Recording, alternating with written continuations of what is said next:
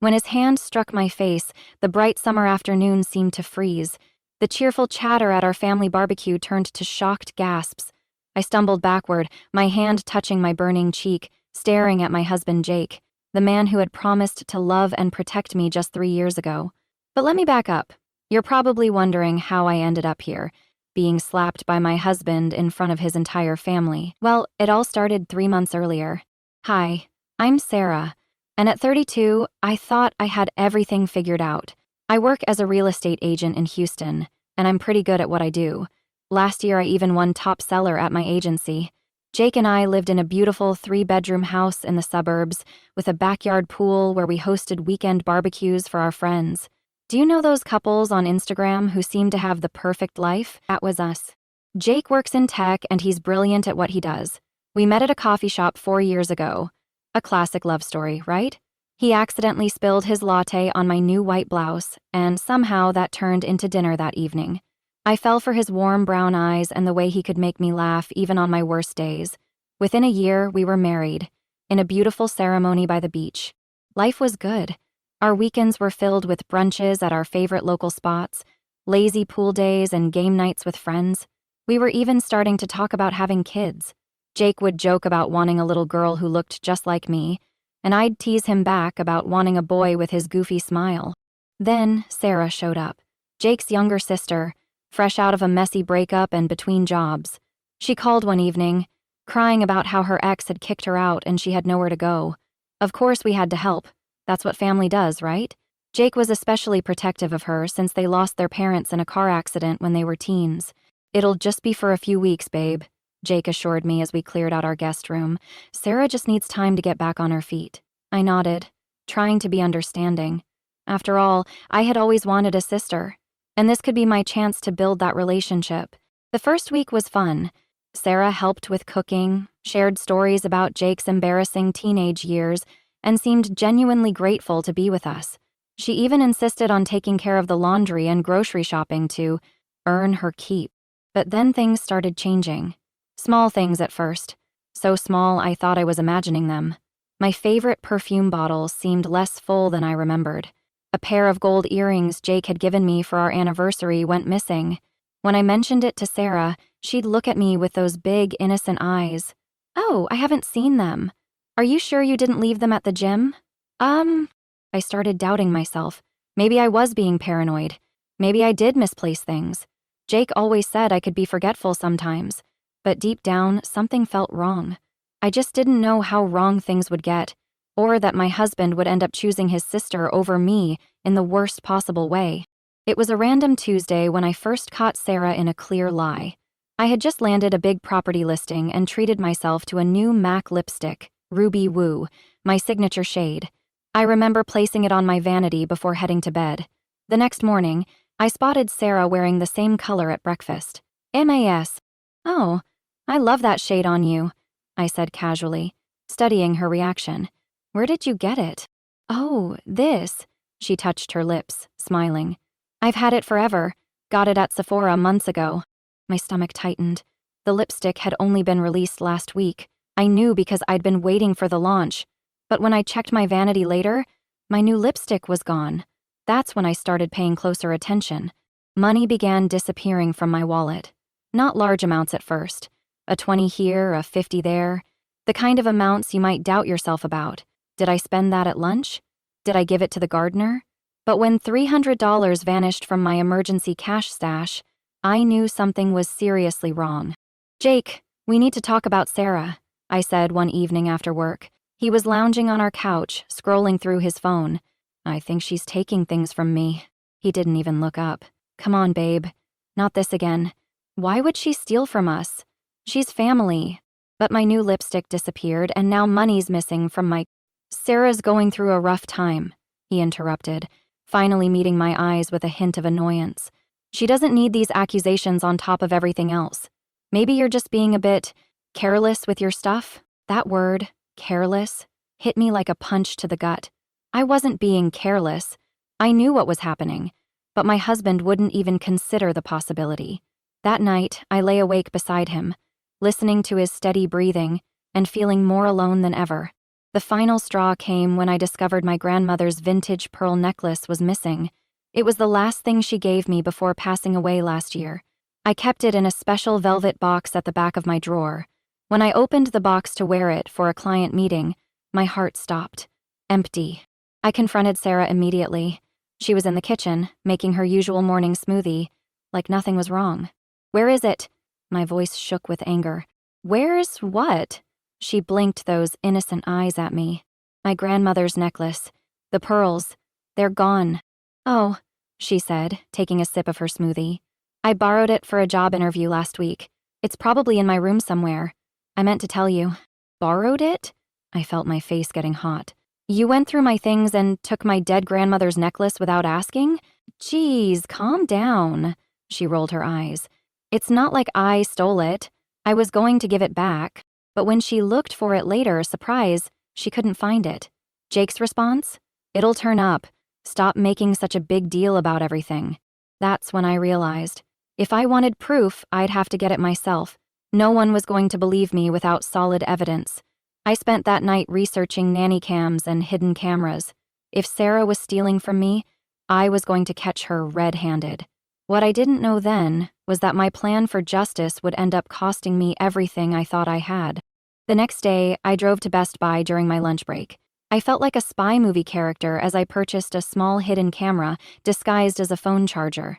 The salesman probably thought I was just another paranoid homeowner, but my hands were shaking as I handed over my credit card. Setting up the camera was nerve-wracking. I placed it in my walk-in closet, angled perfectly to capture my jewelry box and the drawer where I kept my emergency cash. To make it more convincing, I even plugged my phone in occasionally, just in case Sarah noticed the new charger. But I needed more proof than just a video. I went to the bank and withdrew $500 in crisp new bills. At home, I carefully marked each bill with a tiny UV dot in the corner, invisible to the naked eye, but crystal clear under the blacklight I'd also bought. This wasn't just about catching a thief anymore. It was about proving I wasn't crazy. "Late night at the office?" Sarah asked sweetly when I got home, sprawled on our couch watching Netflix. "Jake ordered pizza if you're hungry." "Thanks," I muttered, heading upstairs with my shopping bag hidden in my purse. The way she acted so normal, so innocent, it made my skin crawl. The first few days of surveillance were frustrating. Nothing happened. Sarah didn't even enter my closet. Just when I started doubting myself again, thinking maybe I was being paranoid, it happened. Day 4. I was reviewing the footage on my lunch break, eating a sad desk salad, when I nearly choked. There she was, Sarah, casually walking into my closet as she owned it. She went straight for my jewelry box, trying on my pieces like she was shopping at a store. Then she moved to the cash drawer. My heart pounded as I watched her count out $300, sliding the bills into her pocket with practiced ease.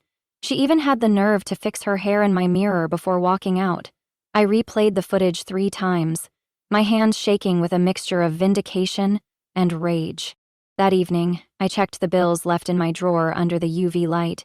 Sure enough, the marked ones were gone. I had her. I finally had actual, undeniable proof. But now came the hard part. What to do with it? I couldn't just show Jake the footage privately. He'd find a way to explain it away, make excuses for his precious sister. No, this needed to be public. Sarah had humiliated me for months and made me question my own sanity. It was time for everyone to see the truth. Jake's parents were hosting a family barbecue that weekend to celebrate his recent promotion. Everyone would be there. Aunts, uncles, cousins, family friends. Perfect. I spent hours getting the footage ready on my iPad, making sure it was clear and unmistakable. I even prepared screenshots of the UV-marked bills I'd found in Sarah's purse when she borrowed it to get something from her car. Looking back now, maybe I should have seen the signs. Should have known Jake would never accept his baby sister's betrayal, no matter how much evidence I had. But I was so focused on exposing the truth, I never imagined my husband would. The day of the barbecue was perfect. Sunny, warm, with a gentle breeze. I wore my favorite blue sundress, the one Jake always said brought out my eyes. My iPad felt heavy in my purse, loaded with the truth that would change everything. Jake's parents' backyard was already buzzing with family when we arrived. The smell of grilled burgers filled the air, Kids chased each other with water guns, and Sarah, of course, was holding court by the pool, telling some animated story that had everyone laughing. "There's my girl." Jake's mom pulled me into a hug. "You look tired, honey. Everything okay?" If she only knew. I forced a smile, watching Sarah chat with Jake's cousins, probably wearing something else she'd stolen from me. My stomach churned as I waited for the right moment. It came after lunch. Everyone was gathered around the patio, full and happy, as Jake's dad stood to make a toast. "To my son's promotion," he beamed, raising his glass. "And to Sarah, who's finally getting back on her feet. She just got a job offer." My head snapped up. A job offer? That explained the new designer bag she was carrying. Bought with my money, no doubt. "Actually," I heard myself say, standing up. My heart hammered against my ribs. "I have something to share too." Jake shot me a warning look. "Babe, maybe now's not the time." "No, it's exactly the time." My voice was stronger than I felt. I pulled out my iPad. "I think everyone should see this." Sarah's face went pale as I connected the device to the outdoor TV. The footage started playing, clear as day, showing her rifling through my things, pocketing money, trying on my jewelry. The silence was deafening. Then Sarah jumped up, tears already streaming. This is fake. She's trying to frame me. Jake, tell them." But Jake wasn't looking at the video. He was staring at me, his face turning an ugly shade of red. "Turn it off," he growled. "No." I stood my ground. "Everyone needs to see who she is. Check her bag, right now. The money in there is marked with UV ink. I can prove it." "You went through my bag?" Sarah shrieked. "Jake, she's crazy. She's just jealous of our relationship." That's when it happened. Jake stood up so fast his chair fell backward. His face was contorted with rage I'd never seen before. "You planned this?" he spat. "Set up cameras? Marked money? All to humiliate my sister? You catch her stealing from us," I shouted back. "Why can't you see?" The slap came out of nowhere. One moment I was standing, the next I was on the ground, my cheek burning, tasting blood where I'd bit my lip. Someone screamed. Maybe Jake's mom, maybe me. "Get out." Jake's voice was ice cold. "Get your things and get out of my house. We're done." I looked around at the shocked faces, at Sarah's smug smile poorly hidden behind her hands, at the family I thought was mine. Nobody moved to help me. Nobody spoke up. Through my tears, I grabbed my purse and ran to my car. As I fumbled with my keys, I heard footsteps behind me. This is where everything changed.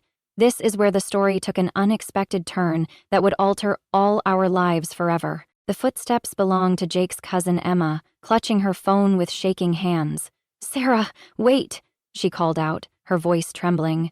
I recorded everything on my phone. And not just today." I turned, mascara streaking down my face, barely processing her words. Emma had always been quiet, always in the background at family gatherings. I'd barely spoken to her before. "What do you mean?" I whispered, my cheek still stinging. "I've been suspicious of Sarah for months," Emma said, glancing back at the house. She did the same thing to my mom last year. Moved in, stole from her, and turned everyone against her when she tried to speak up. Nobody believed Mom either." My legs felt weak. I leaned against my car as Emma continued, her words tumbling out faster now. "I've been documenting everything since she moved in with you. The new clothes she couldn't afford, the stories that didn't add up, the missing items from other family members' houses after she visited. And," she paused, taking a deep breath, "I found receipts where she pawned your grandmother's necklace. I have proof." Just then, more footsteps approached. It was Jake's mom, her face ashen. "I heard everything," she said. "Emma showed me the evidence last week. I was going to talk to Jake privately after the barbecue. I never thought he would—" Her voice broke as she looked at my swollen cheek. My mind was spinning. "Last week? You knew?"